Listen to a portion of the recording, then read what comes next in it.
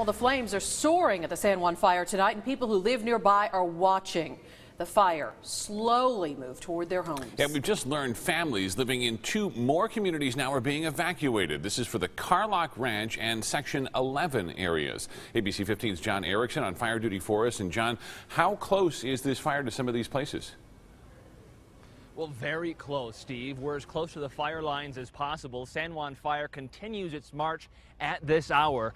Over my shoulder here, you can see that the smoke, the flames have basically reached the top of that mountain right there. Earlier in the day, it was only about halfway up, so we've watched the flames go tree by tree up to the top of that mountain. People who live nearby don't know where it'll go next. These pine trees are wearing orange crowns, but none of them get to stay king for long. The San Juan Fire's flames, in some cases, quickly passing from treetop to treetop. It's what firefighters call crowning, and it's not what they want to see. There are people watching the fires spread from their porches and windows. To them, the flames are a symptom of a basic fact of Arizona. It's so dry. I just wish we'd have some rain. I really do. It's so dry. But for now, the only rain here is red, dropped from planes that work to fight the fire from the air. Cindy Meeker hopes the wind doesn't change its mind. For now, the wind's blowing away from her town of Vernon. Well, just as long as the fire stays up there and not come down here, we're fine.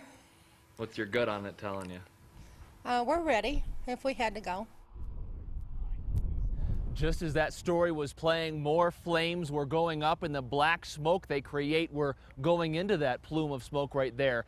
So one of the women you saw in that story who was talking about it being so dry, she's about a quarter mile up the road from us, and you see how close the fire is. So that's how close people are to this. As far as exact numbers of acreage, containment, or a specific cause, well, as far as who's in charge of giving out the information, it has sort of been a hot potato today. We're waiting for the latest information. When we get that, we'll certainly bring it to you. John, how are they getting ready just in case they do have to go? Well, one of the women, Katie, you saw in the story says that she has it all ready. She's ready to start the car and pull out if that evacuation order is issued. But most of the people I've talked to today say that they know what they'd want to bring, but they don't have it packed. So they would need that lead time, about an hour or two, to pack the things they want into their car and then be able to get away safely should the wind change and should this fire change its march, Katie. Wow, we talked to someone yesterday that had 5 minutes, so that's quite a difference in time. Well, we hope if they do have to leave, it's safely. Thank you, John, reporting from the high country.